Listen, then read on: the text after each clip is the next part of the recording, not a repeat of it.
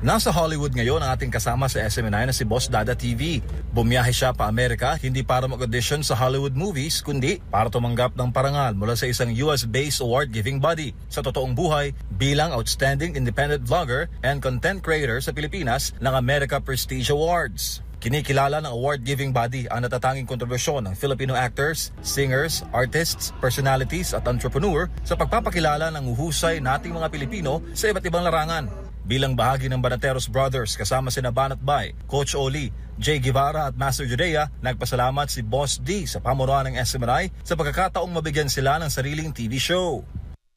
Siyempre, napakalaking break 'yon para sa amin kasi napakalawak ng reach ng SMNI.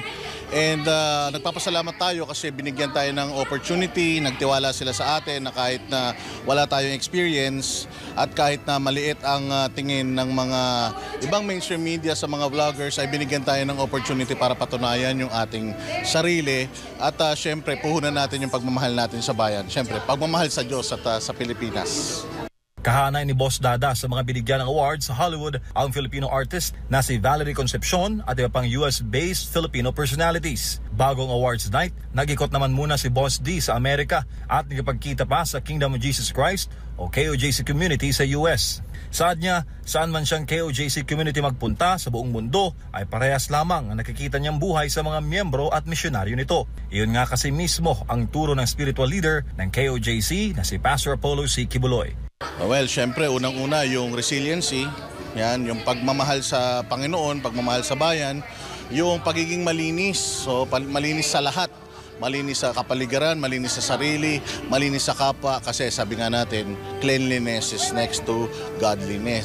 Kilala ang Banateros Brothers sa kanilang hard-hitting commentary sa mga napapanahong issue sa bansa. Bukod sa kanilang programa sa SMNI, patuloy rin ang kanilang political vlogging ang Banateros sa kanilang YouTube at Facebook pages. Nagpasalamat naman si Boss D sa patuloy na tumatangkilik sa kanilang mga komentaryo. Unang-una sa lahat, bago ako magbigay ng mensahe kay Pastor Apollo Kibuloy, nagpapasalamat po muna ako sa Panginoon, unang-una sa lahat sa America Prestige at syempre sa Banateros Worldwide, lahat ng mga sumusuporta sa atin, yung SMNI family natin and KOJC family natin. Maraming salamat sa suporta at sa tiwala ninyo.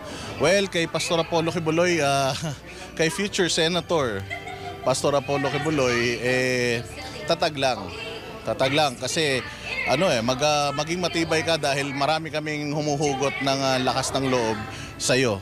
Kaya hope to see you soon and sana magkasama-sama tayo agad at mag-celebrate at maka-attend tayo ng Sunday service na kasama natin siya. Para sa Diyos at sa Pilipinas kung mahal, MJ Mondihar, SMNI News.